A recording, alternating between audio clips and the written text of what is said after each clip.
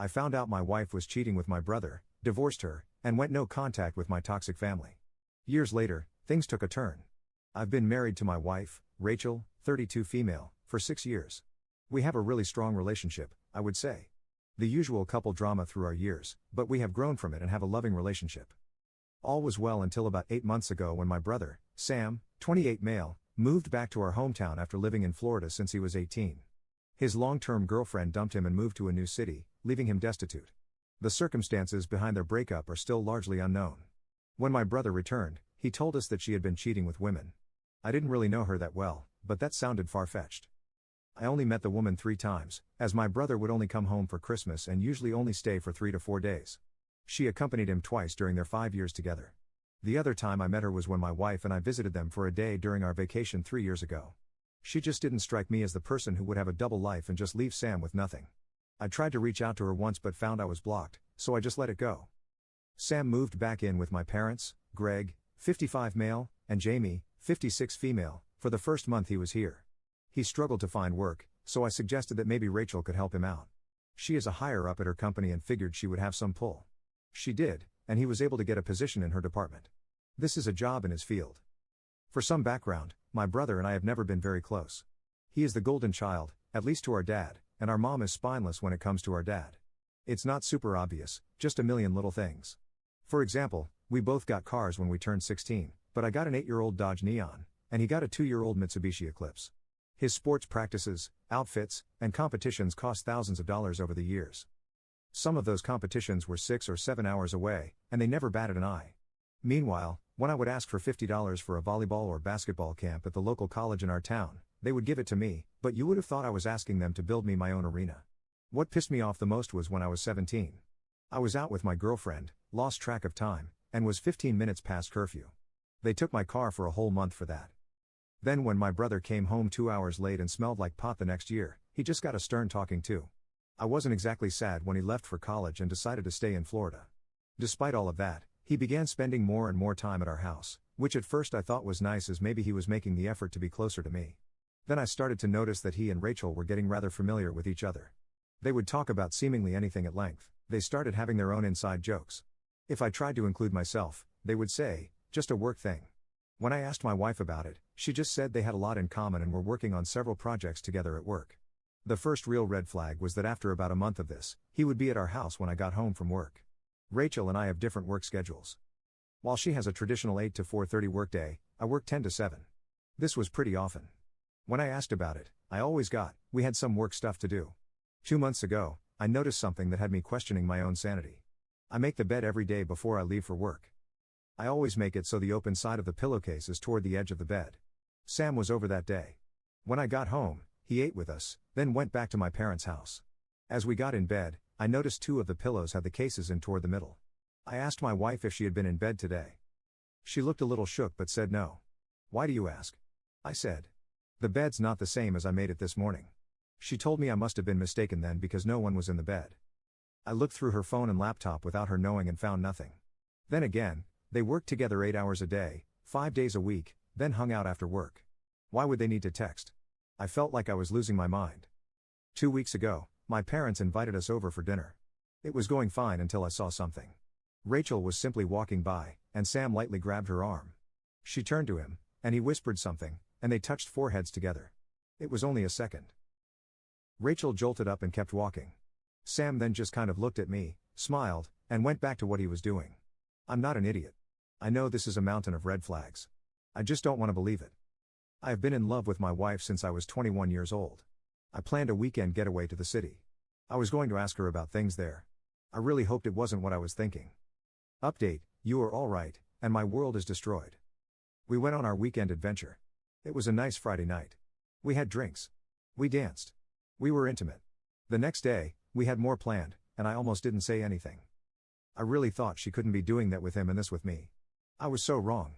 We were almost ready to start our Saturday, and I point blank asked her if she was having an affair with my brother. She teared up and said, yes. She was. My heart crushed. I asked her why. She said she was sorry. She didn't mean for this to happen. They just clicked, and before she knew it, they were kissing, then more. I asked if she had been sleeping with him in our bed before I got home from work. She just turned her head in shame. I left at that point. I had nothing with me but my purse, and I drove home without her. She got an Uber and arrived a few hours later with my other things. She tried to apologize, but I didn't acknowledge her. Through my tears, she packed a bag and left for a hotel. The next day, I told my parents. They already knew. They said they were sorry about what happened and told me Sam had left last night and might not be back for a few days. I'm sure he went to stay with Rachel. That all happened 3 months ago. Our divorce is almost final. Rachel found an apartment to rent right away, and Sam moved in with her. I am only contacting her in regard to our divorce. She initially said I could just have the house and the savings. I think this was guilt talking. Then after a few days, she said that we would have to split the house. I know this was Sam in her ear. I had already moved everything out of the savings into a new account, so there was no fight there. Just like that, 9 years of my life were gone. She has no idea what she is getting herself into. He is a narcissist and will throw her away eventually. Sam has been exceedingly cruel during all of this. A few days after I found out, he tagged me in a Facebook post. It was a selfie of him and her with her giving him a kiss on the cheek from behind. The caption read, "Feeling loved." It was disgusting. I logged out of my account and deleted the app off my phone. He texted me about an hour later saying, "Sorry, bro. Didn't mean to tag you. No hard feelings. I hope we can still be close. You'll meet your soulmate someday too."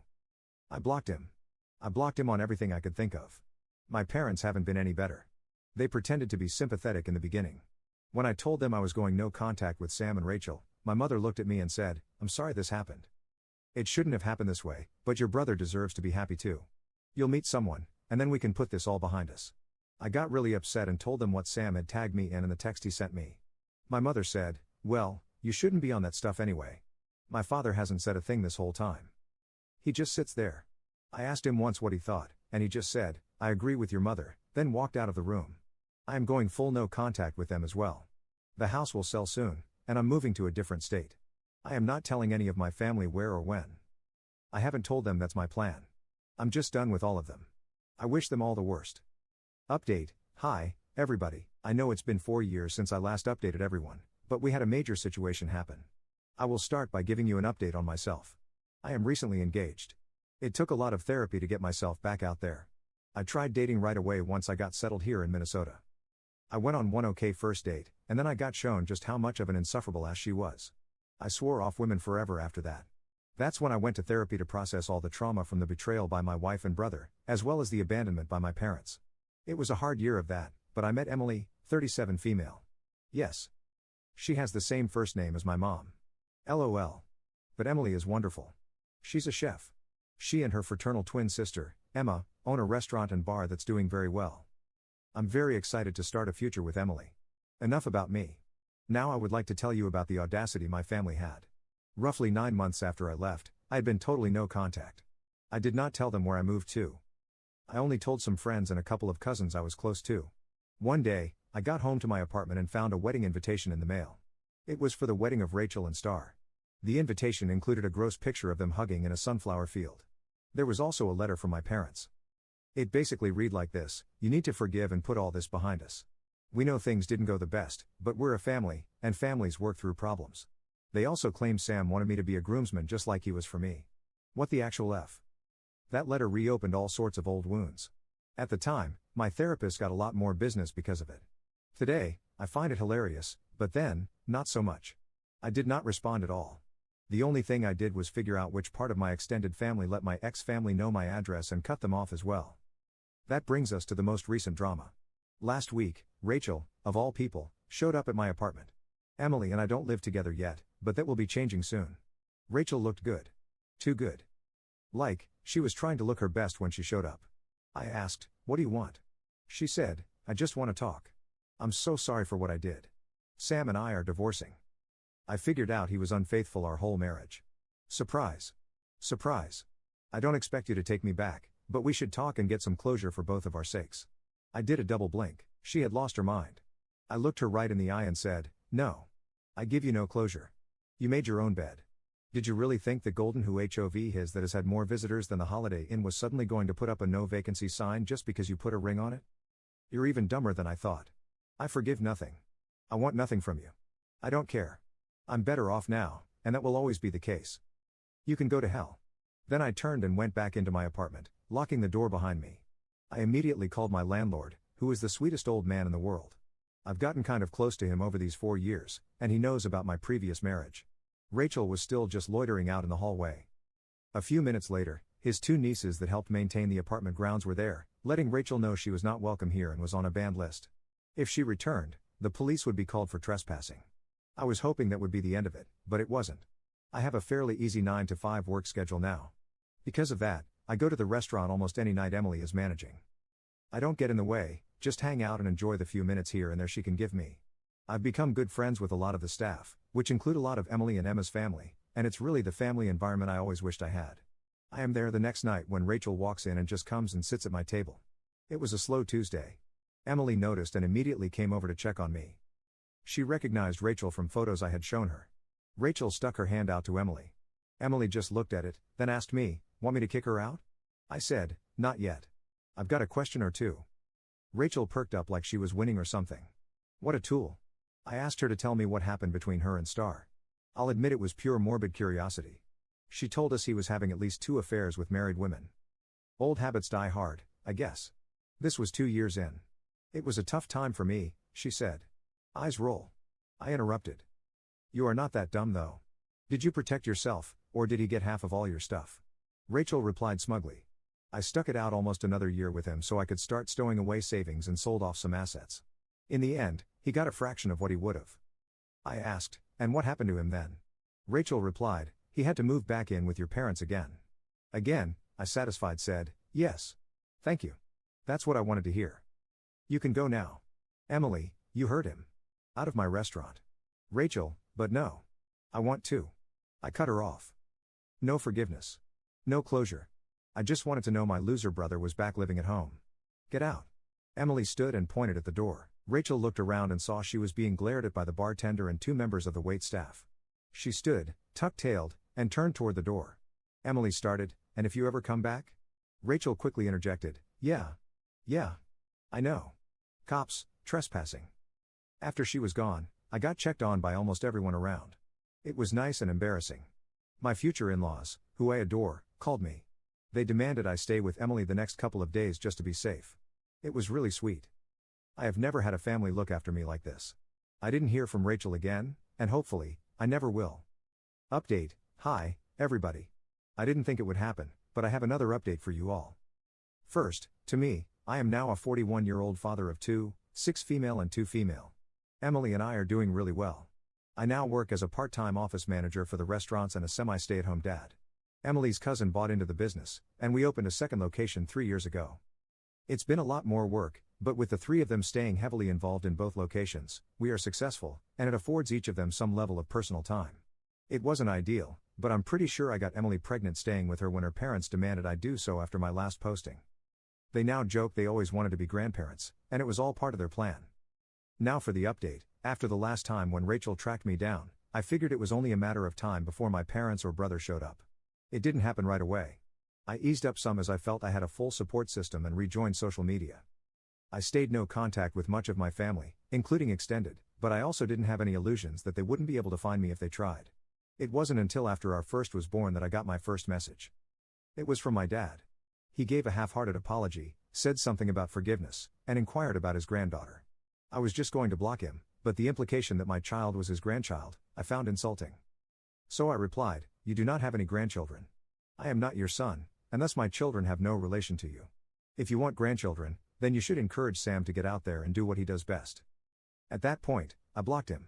He made new accounts and tried contacting me for a while, but I always just declined or deleted any requests or messages. That brings me to the recent drama. I was getting bombarded with requests, messages, etc., to contact them. I read some, and it was a sob story about missing out on the grandkids' lives and wanting to make amends. I really didn't care.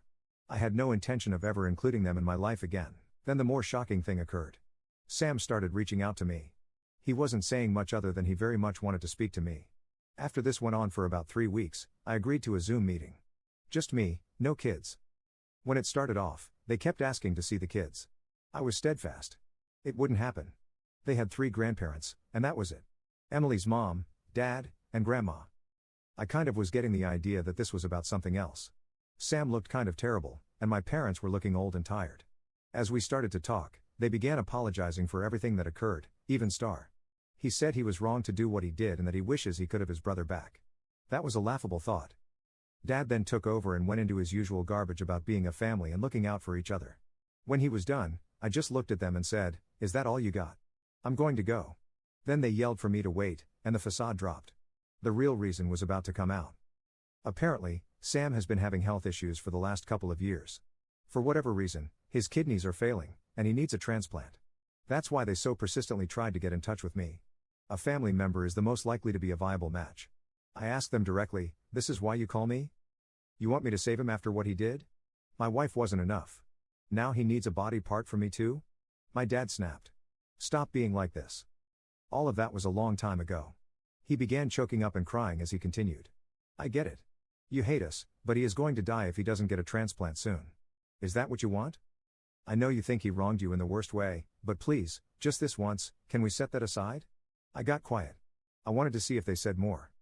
Eventually, Mom actually started to talk. "Look. We're sorry for all that happened, but we got some pretty big problems. Between his medical bills and not being able to work, your dad and I are getting older and have our own problems. We got a lot of issues. We need you to come back to Missouri and see if you are a match, but we also could use some help, or we might lose the house." "So you need my kidney and my money," I said. "Don't put it like that," she replied. Sam chimed in. "Please just come home. I need my big brother. I don't want to die. Can you just come and see if you're a match? If you're not, we will never contact you again." I told them I needed to think about it, do some research, and tonight, I would tell them tomorrow. I ended the call and went to speak to my wife. She told me she supported me 100%, whichever way I went, then asked if we should all travel as a family or if just she should come. I said no to both. I was going to go, and I was going on my own. Sure. Here's the continuation with punctuation added, keeping the original content intact. I let my former family know I would get lab results here in Minnesota. And if I was a match, I'd come there, and we could talk about everything else. Then, about a week later, I got results, and it appeared Sam and I were a perfect match. I agreed to come back home to St. Charles. By the time I arrived, Sam had begun to have some issues and needed to be admitted to the hospital. This got everyone off my back about meeting for dinner, as I had no intention of doing anything social with these people, especially since any time they seemed to have a free minute. My parents were inquiring if I had thought about helping them get caught up on their financial struggles. They managed to stabilize Star. I went to meet with these doctors that would do the transplant. They began going over everything with me, and I said I'd like to have this conversation with everyone. We all went to Star's room. My parents were already there. The doctor began explaining the situation. Sam had maybe 6 months more without a transplant. They went over the process with us all and made a huge deal about how perfect of a match I was, that the likelihood of finding a more viable donor was minuscule, and that the sooner we scheduled the surgery, the better. I then walked over to Sam and took his hand. I gazed into his big brown eyes and told him, "Did you hear that? I am a perfect match. Essentially, I'm the only person who can save you, and I'm not going to. You are the most vile, narcissistic piece of gutter trash I have ever known. I only came here so you would know the one person who could keep you alive is the one person you have wronged the most. And now, you're paying for that with your life. You're going to die. You should make peace with that." Sam burst into tears, and my parents turned to accost me. The doctor and nurse were standing there in total shock. I looked at my parents and said, "Don't even talk to me, and don't you dare ever ask me for anything ever again. The only money I would ever spend on you would be for your funeral, under the stipulation that you be cremated and the ashes released to me. At which point, I will promptly deposit your remains in the dirtiest John I can find." Finished, I walked out of the room and never looked back. I'm back home now, my real home, surrounded by my real family and couldn't be happier.